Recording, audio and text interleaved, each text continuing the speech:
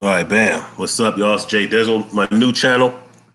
If y'all know me from the Nettercat YouTube channel, you know I'm switching up to this channel right here, trying to build it up. Because of the interruptions I've had at the other channel, because of bitch niggas, snitch niggas, hoes, and all that shit. I'm trying to get this one popping. So I need y'all to subscribe to this channel, peep game in this particular video. Make sure if you feel the message, make sure you share it, make sure you subscribe, make sure you stay on code and understand why we got to give it to these cats. Now, before we do start, I do got to play a little something from my sponsor on this particular. So, let's get it.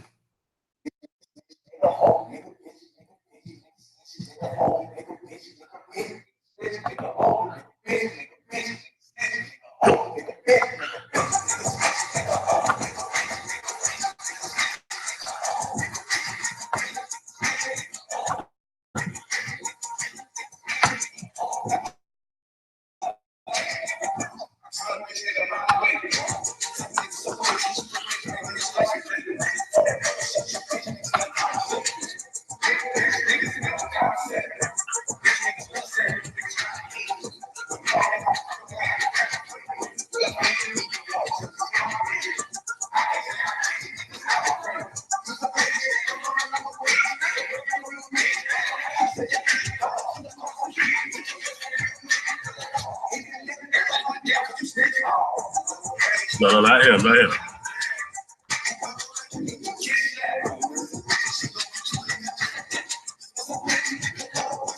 Facts.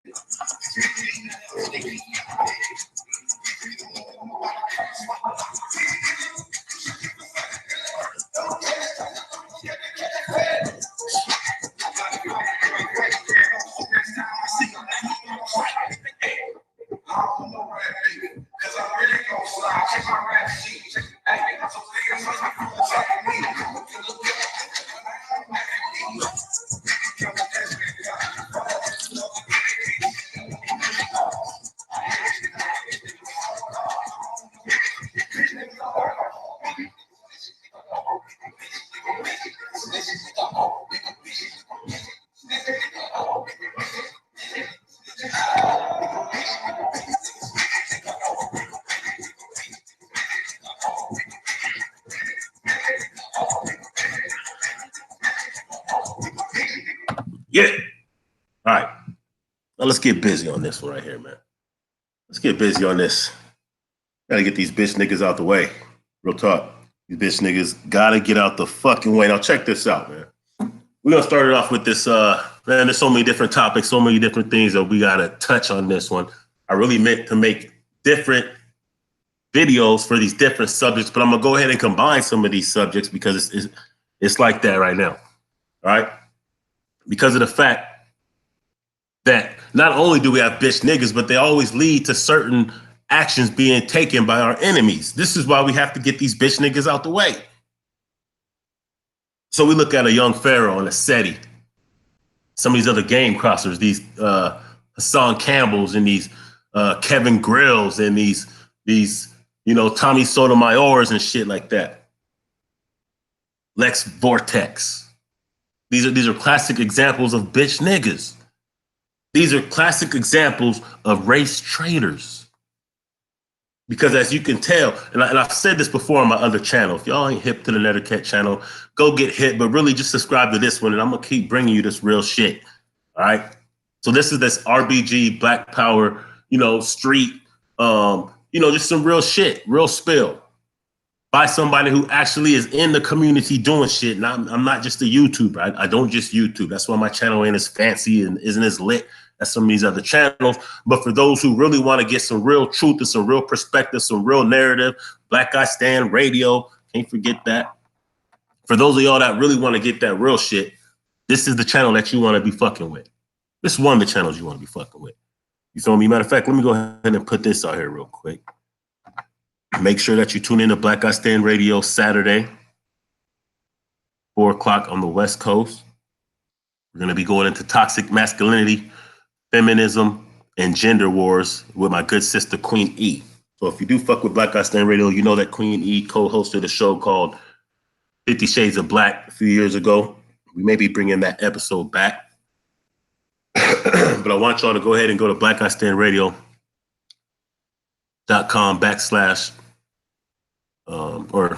/ Blog Talk Radio / Black Guy Stand. You know, you can see it right here. Just go to this right here and make sure that you subscribe by hitting the follow button. Make sure you check out the conversation coming Saturday. We'll get back to that. I'll make sure I put the link in. If I can do it right now.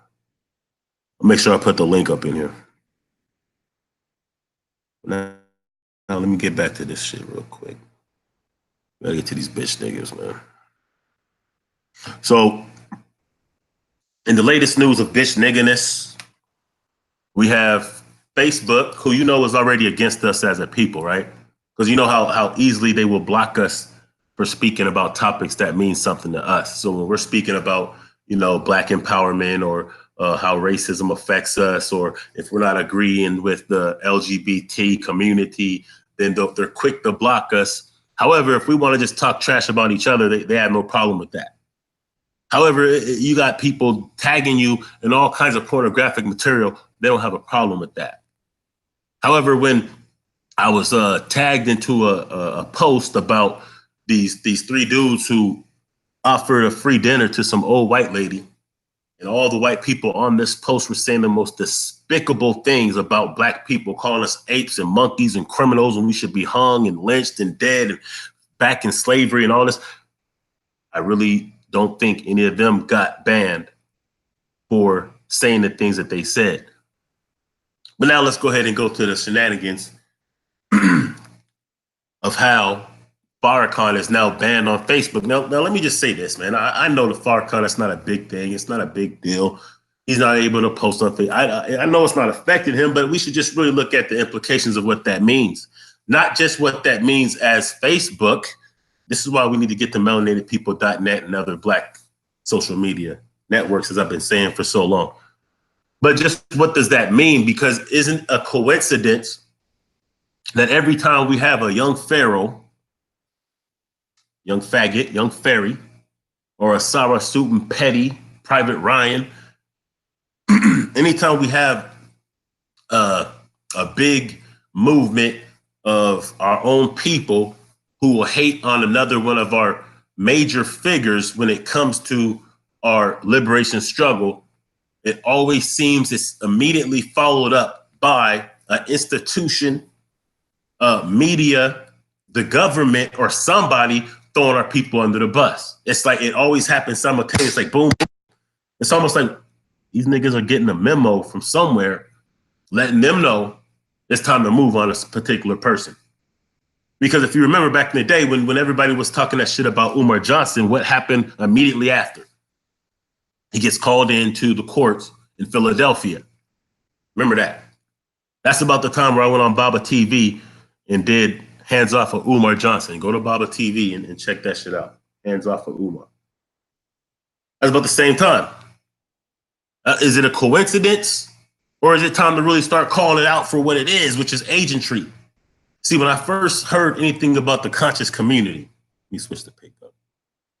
When I first heard about the conscious community, when I first got on YouTube on my original channel, and, you know, I've been in the community doing different things, you know, for a minute. So when people were telling me, you know, when I heard about this conscious community online and I started plugging in, and people, you know, I heard people say things like, oh, the conscious community, you know, they're cons and they're crooks and they're agents and they're haters and this. And I was like, that can't be true. I couldn't accept that would be the fact, because of course we had people that hate and had self-hate on the streets, but we didn't really come across it to that high of a degree. You know me? So I was figuring, how can you know, how can you have any kind of knowledge of self? How can you know that we're the chosen people, or we're Israelites, or we're Kemetic, or, you know, how can you know these things, this knowledge that you have to empower ourselves and claim RBG, have the red, black, and green flag, and still have crooks and cons and agents and haters amongst you. To me, I didn't really believe it. But then, of course, as time went on, I started to see that, this is a fact. So we can't discount the fact that these things are really operating within what we call the conscious community, the RBG community, every community. Whether you call yourself a Kemet, Moor, Panther, whatever you call yourself, there are enemies amongst us that look just like us. And those are the most dangerous because they can get close to us.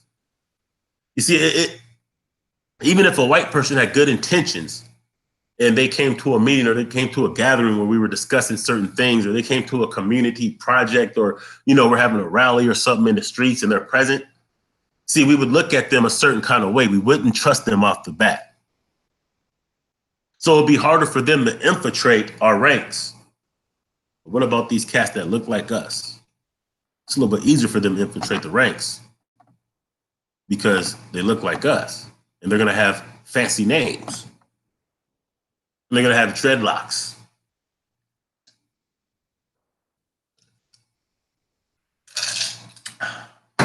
And they're going to know some of the terminology and lingo that we speak.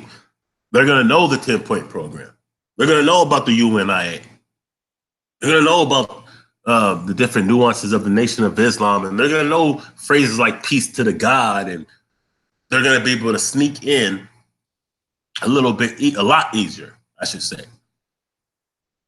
So, that's what I'm saying. So is it a coincidence that every time, look at the Bill Cosby situation. What did it take to spring this Bill Cosby movement? They've been wanting Bill Cosby for a minute. But as soon as that comedian, now I'm not saying that he did this on purpose, but as soon as that comedian Hannibal Buress did that little joke he did, all of a sudden, boom, it was time. Now, I don't even think he did that on a special. I think he did that in some hole-in-the-wall club, but somehow it just became viral, and that became the springboard for them to do what they always wanted to do anyway. All of a sudden, now you have all kinds of people from 30 and 40 years ago saying that, oh, he raped me. Next thing you know, he's in prison. Same thing happened to Umar. Same thing happened to Farrakhan many times. As soon as these cats start going against them, saying all this shit, now these same people that are saying all these things, they have no works behind them. They have nothing that they can say that they offer the community besides dialogue on YouTube. Hell, most of these cats, they don't even go outside their house. You don't even see them in their own community. That's the cold part. They don't go into their own communities, let alone going into other communities across the nation, because they can't. See, if they went into other communities, they know something might happen to them. And it looks like, according to Brother Ben X, also Instagram banned Minister Louis Farrakhan as well. So that's my point. We have a situation where those who have been putting in the most work for our communities are coming under attack. But as you know, it wouldn't be so easy for the sellouts. As you know, it wouldn't be so easy for our open enemy. It wouldn't be so easy for the media just to attack Farrakhan. As a matter of fact, the media typically isn't going to attack Farrakhan, because even just to attack him, it would give him more presence. It would give him more publicity. And then what would happen if the media, so if MSNBC or Fox came out and just openly started attacking a Farrakhan, no matter what they say, people are now going to start to know who Farrakhan is. And once they start to study and look into Farrakhan for themselves, they're going to see that everything that's been said about him is a lie. So that's why the media won't even touch Farrakhan. They won't touch Elijah Muhammad. They won't touch Marcus Garvey. Just notice that. Notice that a lot of times these are open enemies, those who have an agenda to make us look a certain way. They won't touch certain people from our community because they understood that that would bring too much publicity and exposure to these people. And then people would really understand why they don't like him. They'd understand that, no, this dude, Farrakhan, isn't anti-Semitic. So what they're going to do is they're going to allow our own people to do that, and then they'll work in the background. They'll work in the background to try to dismantle the message, to try to undermine, to try to take the message from the public.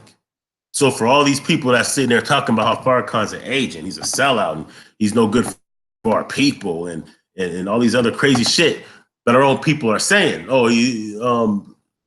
Scientology, and all these other things that they're saying without actually given any real context or any real information behind it, because they don't have it, or they know that it's really not what they're saying it is, but they also know our people ain't going to really look into it. Because we have so many people that just want to rah because they love the character of a young Pharaoh or a Seti. And Seti used to be on point, but I'm going to tell you when I stopped fucking with Seti, to tell you the truth. When Seti debated Brother Polite, and Brother Polite has shenanigans too, and I've defended Brother Polite, and I can't defend him anymore. This ain't going to be about him, though. But when Seti debated Brother Polite, that's when I knew Seti was on some straight bullshit. Not only that, I remember Irritated Genie said some real shit about Seti, and he talked about how Seti only got raised in the craft of Amon-Ra was because of the vote of Irritated Genie. And Irritated Genie also said that when he got raised, he gave an oath and he gave a promise that he wouldn't use the word nigga, that he wouldn't cuss and swear and be, the way he is.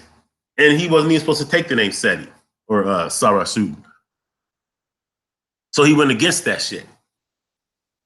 But when I really stopped fucking with Seti, like I said, was during that debate. The reason I did, if y'all seen that Pharaoh, that Brother Polite, Sara Suten Seti debate, I don't care who you think won, but here's why I stopped fucking with him. Because during the weigh-ins, when Polite was dropping all kind of information, they was kind of riling it up and doing their promotions for the debate. And all you seen from Seti's side was, I'm gonna murder that nigga.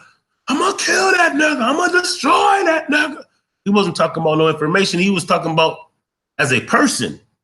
Like the hatred came out, and you can see that he looks like he's a mutant of some sort of an albino or whatever the fuck, whatever. You know what I'm saying? I'm not a hater of people of different tones or whatnot. That's not what I'm saying. But I'm just saying, just you can just see that devil in him starting to come out. Because all he was talking about, he was going to destroy. He didn't say nothing about the information. He just really was on some hateful shit, and it was coming out. And then during the debate itself, with no warning to the children that were in the building, with no warning to anybody that was in the building, he starts showing straight homosexual pictures and videos right on the main screen during the debate. He's showing pictures of dudes' joints and buttocks. And I'm like, yo, who does that? You need to win the debate that bad, and your information is so lacking that you need to now go with this bullshit for shock value that has really nothing to do with the debate. Why do you got those pictures on your shit in the first place? So it's just kind of suspect to me, because I was like, wow, who does that?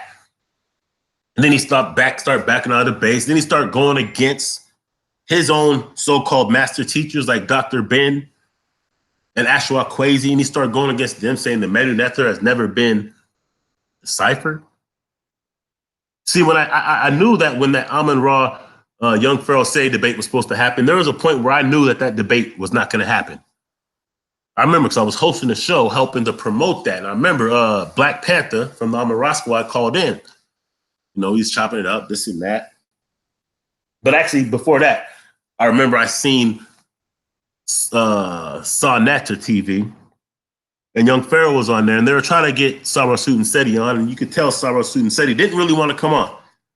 Saying they had Brother Unk on there, and Brother Unk kept saying something. He kept saying, hey, you guys know that this debate is the Medu Neter has not been deciphered, not translated, right? And he kept saying that. He's like, no, Sanet, I need him to know that the debate is the Medu Neter been deciphered, not translated.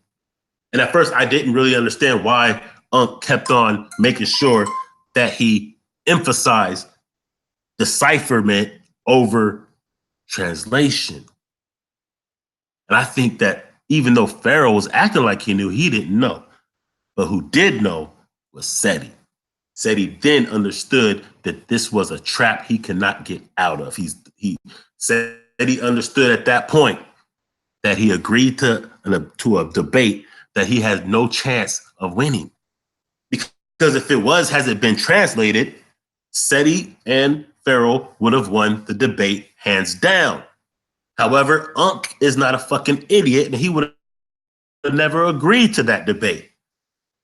So the fix was in at that point. And that's when I knew Seti and Pharaoh ain't having that debate. Because that's when it started to click to me that, okay, decipherment is different than translation. See, decipherment means that I know that this picture makes this sound or this picture means this. It doesn't mean I understand the nuances of what a person means behind it. I'll give you an example. You see, if it hasn't been deciphered, Sara Suten Seti wouldn't be able to call himself Sara Suten Seti. Now, because it's been deciphered, that means that they know that the A makes this sound, the B makes this sound, and equivalent to the letters in the medunetter. That's the decipherment in the short. For it to be translated means that you understand the nuances and the expressions and what it meant to the person. Example is this. If I say this cat was all up in my face beefing. See, I could write that out, right? And 1,000 years from now, they could understand those words and know what those words are, but they wouldn't know what that phrase meant because they wouldn't be able to translate it. That's the difference. See, we would know if I said, they would be like, what? A dog is in a cat's face beefing? They're thinking about an actual dog, an actual cat in somebody's face, and a cow, which is beef. They don't understand it. That means that there was somebody in my face that was trying to fight me, or you know what I'm saying? They wouldn't understand that. That's the difference between translation and decipherment, which is why Seti and Pharaoh knew that they could not have that debate, which is why they dodged that debate, which is why ever since then, with all that beef they started, you will not see them in any kind of rec halls or anywhere across the country doing lectures and shit. Only time you're going to find them now because of all the game that they crossed and all that bullshit they've been speaking, because they're obviously now agents and they've ran their mouth so goddamn much, they ain't leaving their house. They can't. They could slide to somebody's suburban home somewhere, kind of unannounced on the L, and maybe do a little something there, but they ain't going to no major events, no major, you know what I'm saying, facilities or whatever, doing any kind of lectures or teaching or anything like that. They ain't doing that. They're stuck in the house. And this is really how it goes for most game crossers, man. This for these sellouts. Feel me? That's how it goes. You ain't seeing these cats anywhere public. They can't go nowhere public. They're stuck in the house now. They're on the porch. Now, shout out to Zion Lex. Now, you remember when Seti and Zion Lex got into it? Seti didn't want that smoke, did he? Remember when Umar Johnson called him out in his own city? He didn't want that smoke, did he? He wouldn't even go to a damn event in his own damn city. I'll be damned if somebody can call me out in my own city. I don't care how many people you bring. There's more of us already in the city. But that's what happens when you're a game crosser and you ain't really put in no work in your city. Nobody's fucking with you. He didn't want to see Umar Johnson after all that shit he taught. He didn't want that smoke. Ain't gonna talk about this cat, man. That's ridiculous. This is the kind of shit. Now let's get into this one real quick. Not that. Let's go ahead and get to this right here. Here's some more bitch ass shit right here. Let's do it from here. Now look at this shit. I'm at that point. Now this is now shout out to Nipsey Hussle. Rest in peace, Nipsey Hussle. The marathon continues. Condolences to the RSC, to his family, his parents, his siblings. But look at this shit right here. This is in Connecticut. Connecticut, y'all bullshit for this one right here, man. Real niggas in Connecticut need to stand the fuck up. Here we got a mural to Nipsey Hussle. Now let me tell you how important Nipsey Hussle was. I'm gonna play a video of Nipsey Hussle in a minute. But here's a brother who's done things in the community for our people. Fight against the gentrification. Unite Bloods and Crips. Start business, STEM programs. Made dope music with a message in it. And now you got this white girl defacing his mural while a bunch of brothers and sisters look around like they're afraid to intervene, like they're afraid to even go and snatch the damn can out of her hand. They're begging her, oh, just don't touch the face, no. Oh, I can't do nothing about it. I don't want to go to jail. Look at just a little ass white girl. And instead of at least threatening her, at least telling her, hey, don't touch that shit. So I'll be damned if you're in Seattle or Tacoma and you're going to be able to do some shit like that. And these white folks ain't even going to jump up like that in our neighborhood to disface something that means something to us while we're right there. That would not happen. Why the fuck does this bitch feel so damn comfortable doing this? Why they're just basically cheering her on, helping her promote her Facebook video. But here's the thing, I'm not mad at that dumb little white bitch right there. I'm gonna tell you why I'm not mad at her.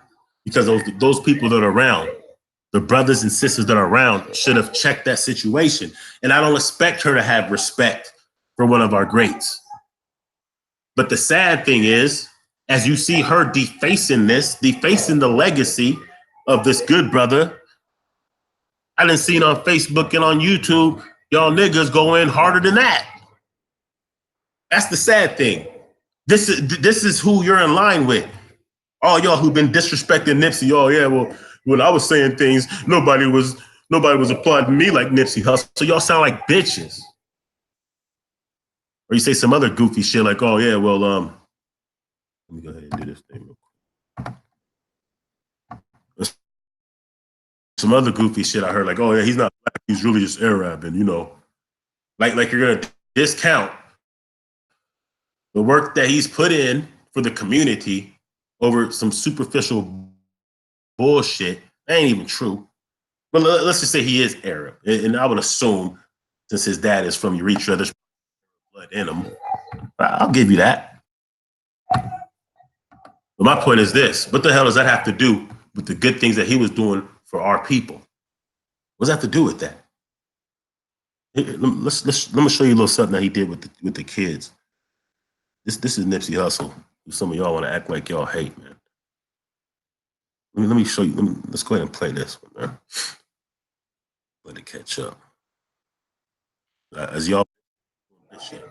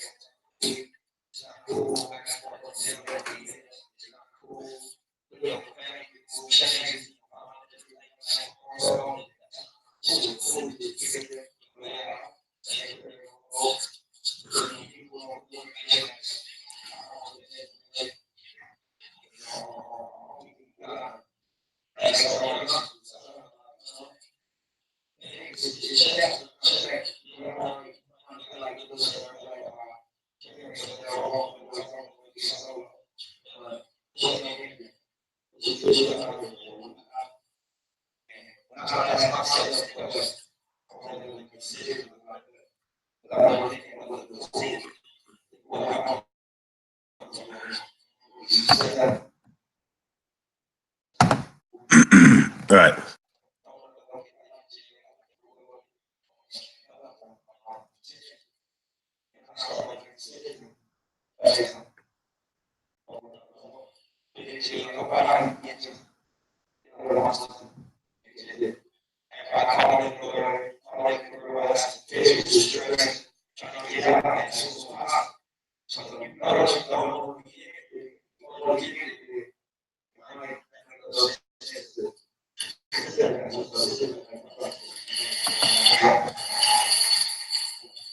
Yeah.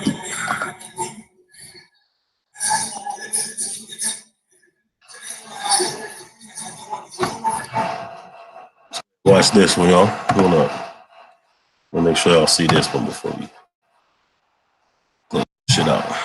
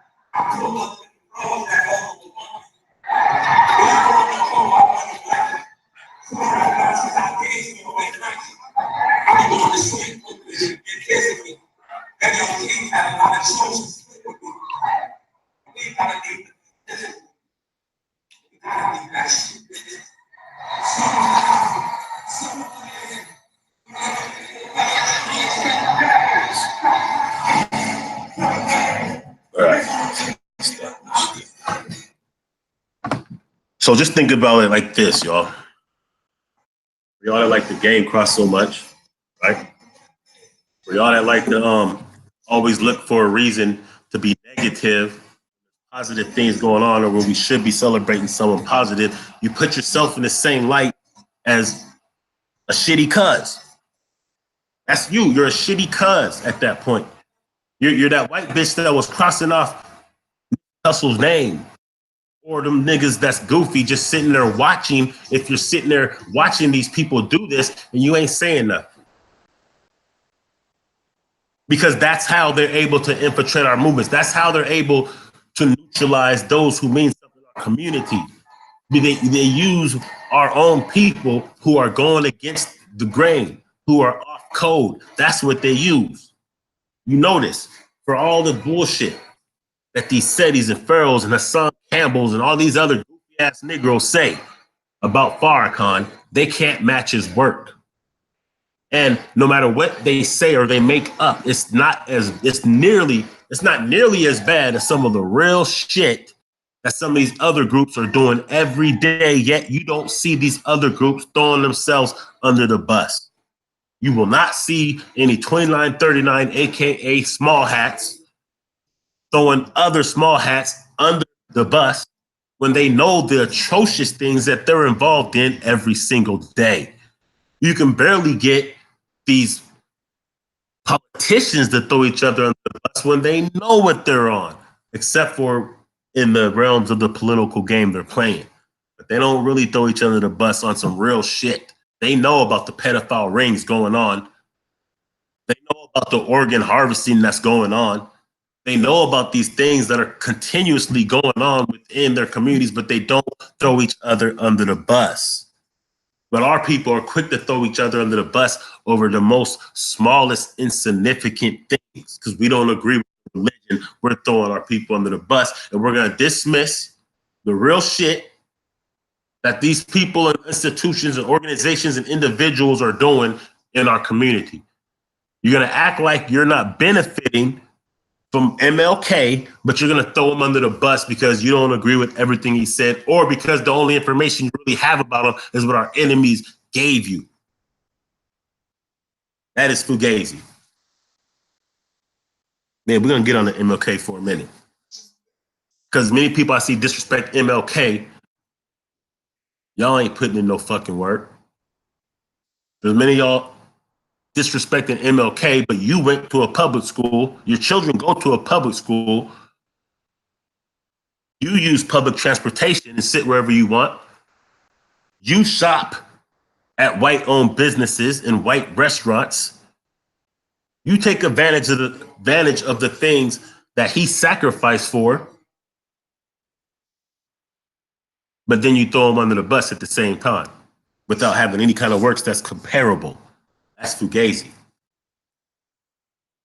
That's going against your own best interest.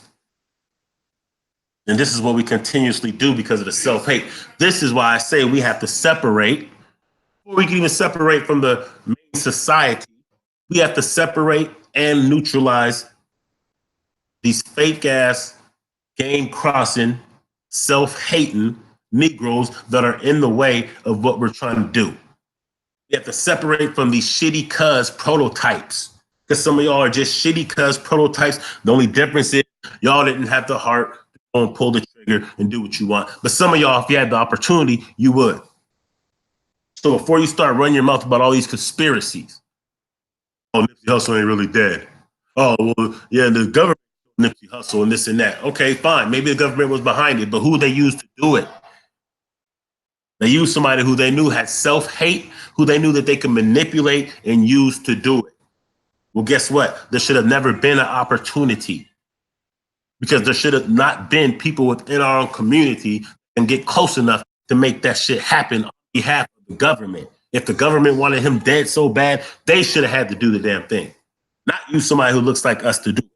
That should not be an option, but that's going to be continuous to be an option. It's going to continuously be an option as long as we have these people who can not only have self-hate rhetoric and have platforms that are lit based on nothing but self-hate, and we don't even isolate them.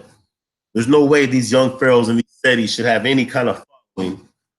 There's no, I mean, it's a good thing that they can't go out in public, but they shouldn't even have no following. Even though I know a lot of their following is just fluff, it's just made up numbers. It's you know, the Tekashi 6ix9ine effect, where they're just fluffing up the numbers. I know they don't really get those numbers, but they do get good enough numbers. And that's because our own people won't isolate them, won't let them know that they have no value. So you can't complain about Fox News when we allow these cats to continuously put up bullshit unchallenged. See, the difference is this. When it comes to some of these major figures, some of these sellouts with big names in politics and things like that, see, they become useless after a while when we recognize that they are not in our best interest. And when the enemy recognizes that they can't use them to our benefit, they start letting them go. They start canceling their shows. They start pulling them off air because they realize, well, damn, if we can't use them to neutralize or to deceive black people, then there's no good use for them. We have to make these cats just as useless. See, they'll pull a Farrakhan from Facebook, but how many white supremacists are on Facebook to this day? They'll pull Farrakhan, but they'll allow us to watch little boys twerk at gay parades on Facebook. They'll allow us to watch people get murdered and gunned down on Facebook. They'll allow these porn star chicks to have all this pornography, straight up pornography on Facebook. They don't mind about that. They don't mind that on YouTube, but they'll pull them. They'll pull them because they don't want our people to actually be able to get the truth. So right now, the war is taking it to another level. Warfare is being increased to a whole new level. When it comes to this media, this is what I be saying. You got to check out Black Guy Stand Radio. You got to check out My Skin Is My Sin. You got to check out Do the Knowledge Radio. You got to check out Black Power Radio. You got to check out MBK.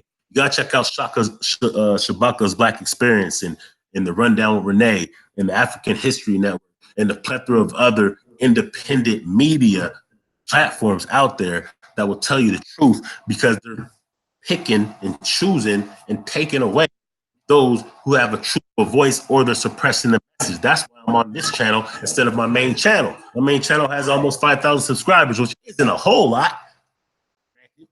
This is all organic, though. It's not a whole lot, but with that many subscribers, I should be getting a lot more views than I do on that channel. Matter of fact, when I only had 200 subscribers, I was getting tens of thousands, and some of my videos even have hundreds of thousands. I can't barely get 100 right now. I'm getting pretty much as much on this channel as my other channel, despite the fact that I have like 4,500 followers on there. So this is what I'm saying. When you see them taking away Farrakhan from a Facebook, it doesn't matter to Farrakhan. It doesn't matter to the Nation of Islam. It's not a big deal as far as that goes, but it's a good indicator.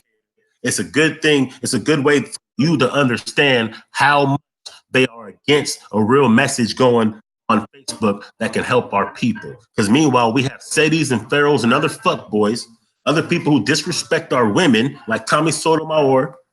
Those people reign free all over the internet, getting all kind of support, getting all kind of being able to monetize their channels, and all they're doing is going against us as a people, because that's okay. And that's going to continuously be okay until, number one, start getting on our own platforms, our own Black-owned social media platforms where we can speak freely, negotiate the algorithms by making sure that we, give a like and give a share and comment and at least start supporting some of these things. That's how we can defeat these algorithms. You have to understand that if they're going to this extreme, if they're pushing so much of our own people that are coming with self-hate, you have to understand if they're doing that, there has to be a reason. They have to understand that their time is up. It's 2019. We've been speaking about this shit 400 years. The curse is over. They understand that. They understand right now the only thing that can stop us is us. That's why they have to use us. That's why they didn't go get Nipsey. They sent shitty cuz. That's how come every single time when you see our people starting to go after a Farrakhan, go after a Umar, go after a Bill Cosby, as soon as we do that, that green lights them to do what they want to do. That's when they hit Bill Cosby with all those damn charges. It was after one of our own threw him under the bus. That's when they brought Umar up on those charges in Philadelphia. It was after our own went against the grain. That's why they started attacking Farrakhan. This ain't the first time. Every time when these Setis and Pharaohs go after Farrakhan, it's immediately followed by our enemies doing something. Whether it's making the politicians that shook hands with him denounce him, like when they did Mark Lamont, or what was that dude? Mark Lamont Bacon, or whatever the fuck his name is. You know what I'm talking about. Mark Lamont Hill. They made him denounce Farrakhan, right? Then they let him go anyway. See, because there's really not you're really not going to be, you're not going to really benefit from selling out your own people. You think those who sold out Nat Turner didn't get hung too? They got hung too. See, whiteism, aka white supremacy, will always discard their tools after they're done with them. They will use you against your people, but then when they're done with that, you're out of here too. So they use your fear against you. And once you show that you are fearful, once you show that you can't even stay on code for your own people, they know they have no use for you. That's how it goes. That's how this thing works. So we cannot continue to allow these game crossers to disrespect our people. Because the same people who they're disrespecting actually have things going on that's good for our people. So as you let these king nobles disrespect, but he ain't putting in no work. So really, what are they doing? What are they really doing if all they could do is talk shit about our people, but they don't have any work? So Seti and Pharaoh is basically telling you, don't mind Farrakhan and the Nation of Islam, who's been responsible for resurrecting millions of our people, who have been responsible for institutions, for farms, for businesses, for waking our people up and organizing and mobilizing our people. They're telling you, don't worry about them. They're not really about you. Just forget about the tangible works they're doing in communities all over the country and just watch my YouTube channel. But Sadie came out saying he was banging on the beast. When's the last time you heard that nigga bang on the beast? Huh? Let's keep that real. These cats are operating like the KKK. That's what they're operating like. It's like the KKK in blackface. But you see, I can respect the KKK more because that's their damn job. Their job is to suppress the black message. Their job is to disrespect us. That's what they were made to do. But a nigga wearing an unk ain't supposed to be about that. Nigga that look like us ain't supposed to be able to do that. But that's how come these cats can't go nowhere in public, man. You gotta just really think about that. Anyway, I'm out. Make sure you subscribe to the channel. Make sure you also check out, like I said, check out Black Guy Stand Radio Saturday. We're going to be going into a deep conversation on toxic masculinity, feminism, and gender wars with the good sister Queen E. Saturday at 4 o'clock Pacific Standard Time, 7 o'clock on the East Coast. Make sure you subscribe to the channel. Hit your reminder. Link will be in the description. We out, y'all. Peace.